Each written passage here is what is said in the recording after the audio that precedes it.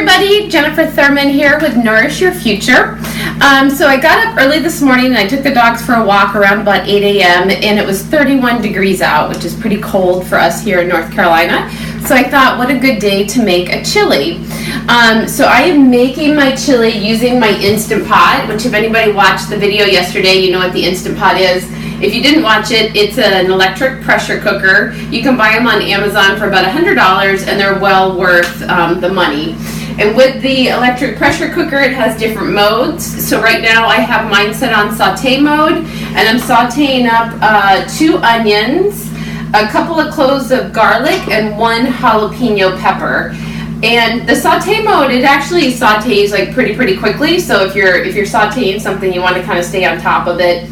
Depending on how hot you want your chili to be, you could also add 2 peppers, or if you don't want it very hot, you can also take the seeds out of the jalapeno peppers. So I just have 1 jalapeno pepper in there. And everything is pretty much, it's been sauteing for a few minutes, so everything is pretty much ready to go. You want your onions to be nice and soft and almost kind of translucent. So now I'm going to add the rest of my veggies, which is going to be a couple of stalks of celery and 1 green bell pepper. You can use any kind of pepper that you want. If you don't want to use the green, you want to get a little more color, you can go with a red or a yellow.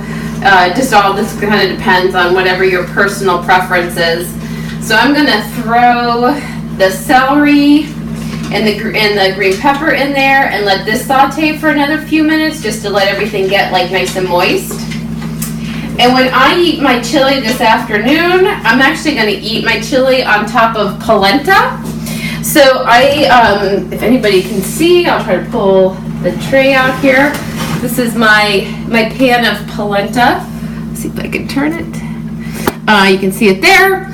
So polenta it's really easy to make. It's basically, polenta is just ground corn, so it's super easy to make. It's just a little time intensive. So you actually have to boil it for 25 minutes.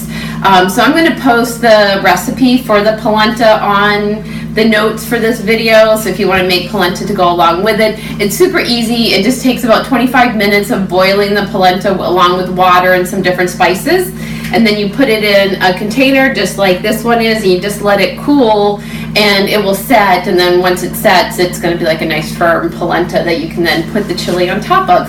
So the two really complement each other. I don't know about anybody else, but I tend to get into like a rut with like eating the same stuff again and again. So I tend to eat either a lot of sweet potatoes.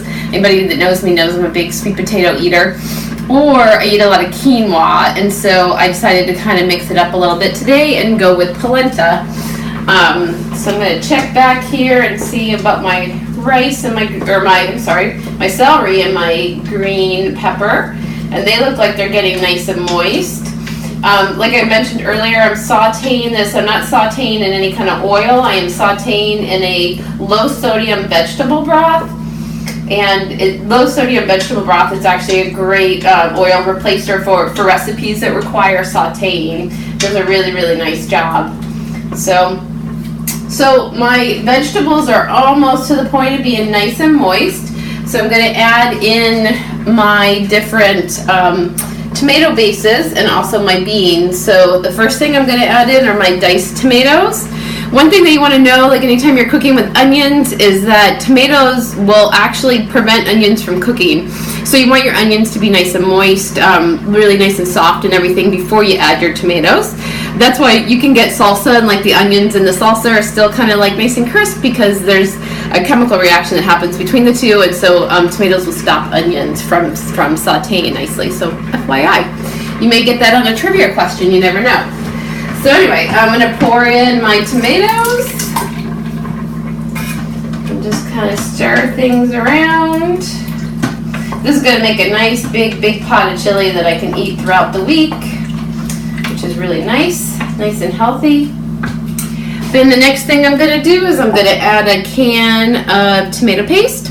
Everything I bought here today, I bought from Harris Teeter, which is a local grocery store here in North Carolina.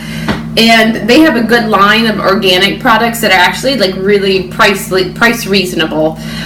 So I use a lot of their organic canned stuff. the price is right, and you know it's organic, so it's a win-win situation. So the purpose of the tomato paste is just to kind of thicken up my chili so that it's a little bit, chili is supposed to be a little bit thicker than a soup. So I'm going to add that in there. And I'm going to mix it around a little bit. See where we're at with it. It's starting to come together. It's got nice colors to it. When you're thinking about eating healthy and making sure that you're getting all of your different vitamins and minerals and antioxidants and all that good stuff, you want to think about eating all the colors on the rainbow. So that when you get an apple, you're trying to figure out, so does this have antioxidants in it? Antioxidants are actually the color of your fruits or your vegetables. So when you're talking about an apple, the skin, like a red apple, the skin of the red apple is where all your antioxidants are. And the inside of the apple doesn't have quite as much because you don't have as much color. So for instance, a red apple is going to have more antioxidants in it than a yellow apple would. So keep that in mind when you're choosing your fruits and your veggies, that you want to go with more color and a variety of color.